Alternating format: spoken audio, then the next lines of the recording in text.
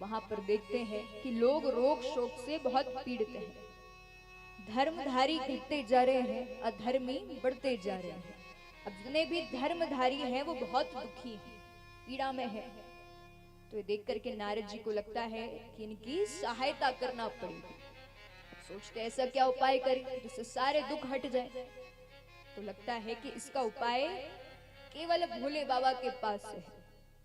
सोचते हैं चलो भोले बाबा के पास चलते हैं। महाराज नारद जी पहुंच गए हैं भोले बाबा के पास। भोले बाबा कहते बताइए नारद कैसे आना हुआ। नारद जी कहते हैं कि देखिए अभी मैं मृत्यु लोक का भ्रमण करके आया। मैंने वहां देखा कि लोग रोग शोक से बहुत पीड़ित हैं, अधर्मी बढ़ते जा रहे हैं, धर्मधारी घटते जा रहे हैं।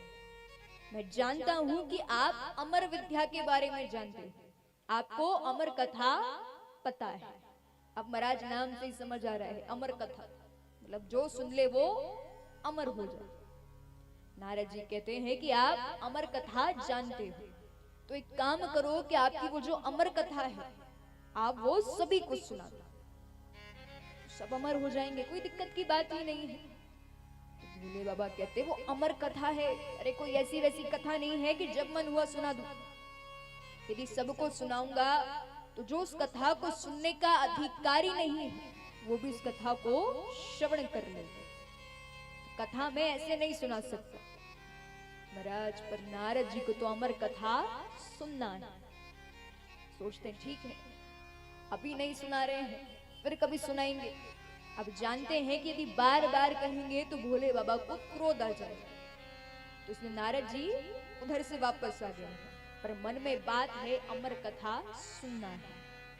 सोच रहे हैं अब क्या करूं जिससे अमर कथा सुन।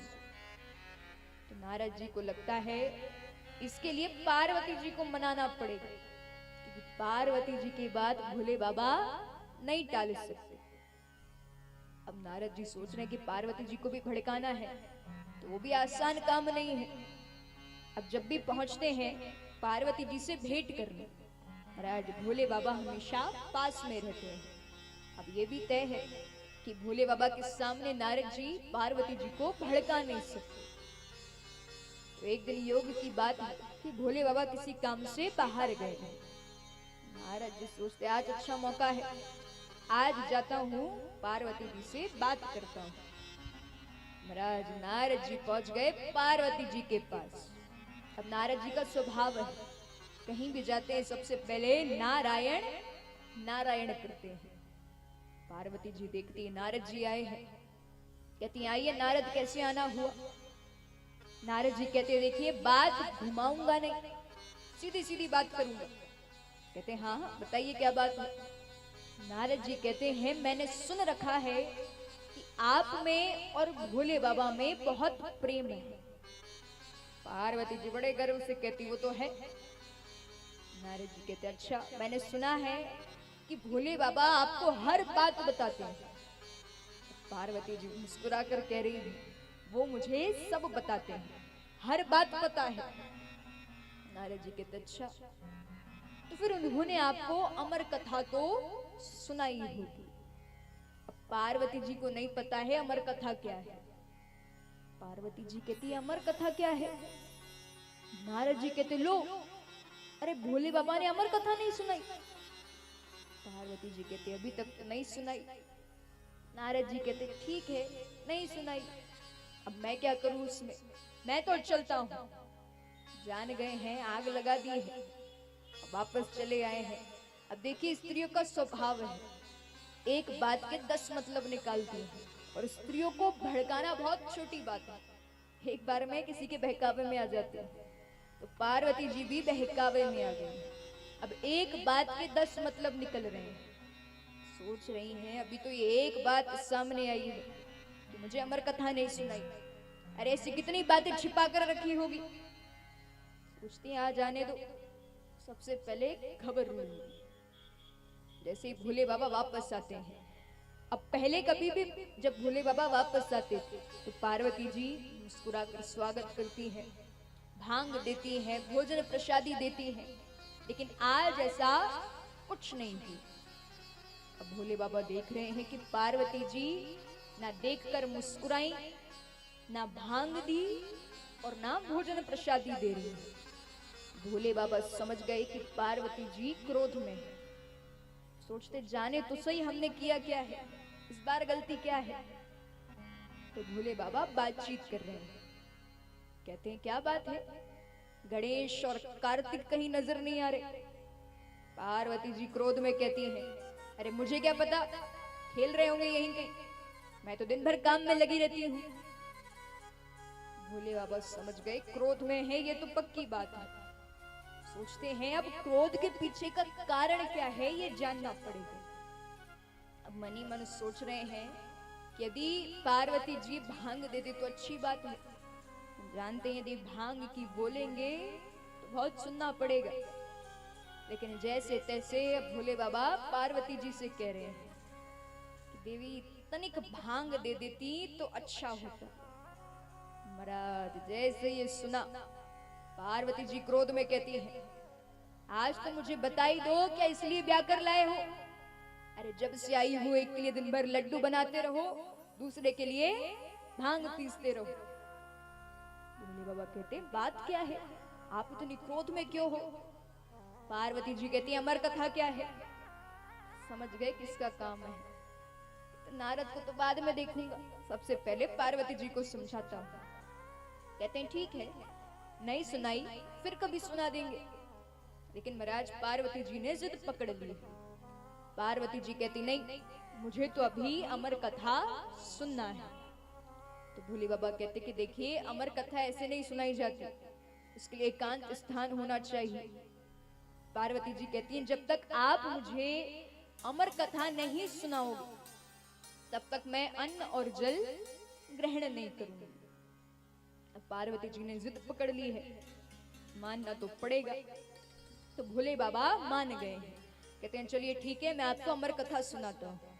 अब कैलाश पर्वत पर जाते हैं, एकांत में बैठे हैं। तो भोले बाबा एक ताली बजाते हैं। इस ताली का क्या अर्थ है, ये संकेत है कि कैलाश पर्वत पर जितने भी जीव जंतु हैं वो कुछ समय के लिए कैलाश पर्वत छोड़कर चले जाएं। अब पार्वती जी देख रही हैं कि चारों तरफ से जीव जंतु जा रहे हैं।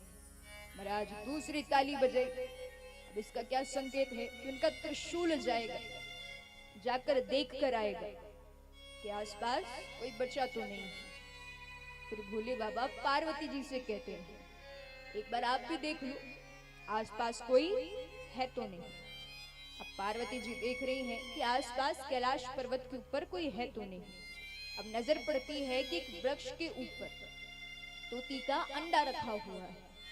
सोचती है इसमें से शुक बालक को जन्म लेने में काफी समय है, अभी कहां बालक जन्म लेगा। तो पार्वती जी कह देती नहीं नहीं कोई नहीं है, आप अब अमर कथा सुना सकते हो। तो भोले बाबा कहते हैं कि देखिए जब अमर कथा सुनाऊंगा तो आप कुछ बातों को ध्यान में रखें। कहते हैं कैसी बातें।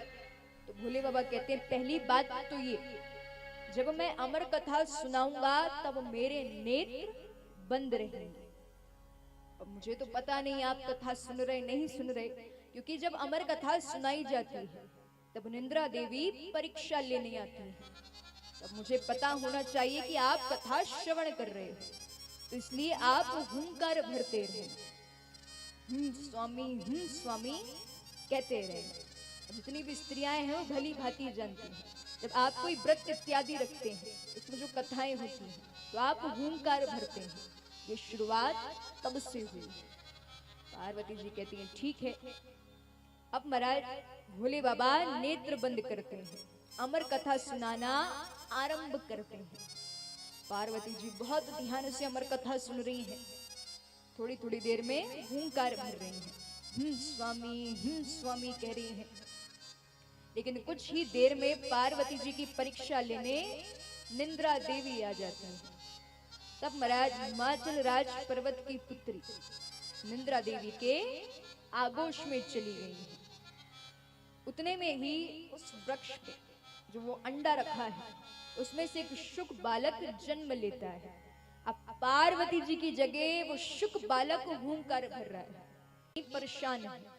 वेद व्यास जी के पास आती हैं, कहती है कि देखिए आप भोले बाबा से कहिए कि वो इस शुक बालक को क्षमा कर दे और उनसे कहे कि अब वो जन्म ले, क्योंकि मुझे बहुत पीड़ा हो रही है।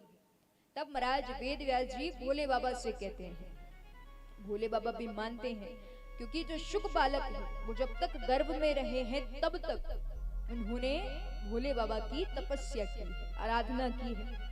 तो भोले बाबा उस शुक बालक से प्रसन्न हो गए हैं। अब कहते हैं कि अब आप जन्म लो, मेरा सारा क्रोध शांत हो गया है। तब महाराज शुक बालक जन्म लेते हैं और वही आगे चल करके शुकदेव जी के नाम से प्रसिद्ध होते हैं।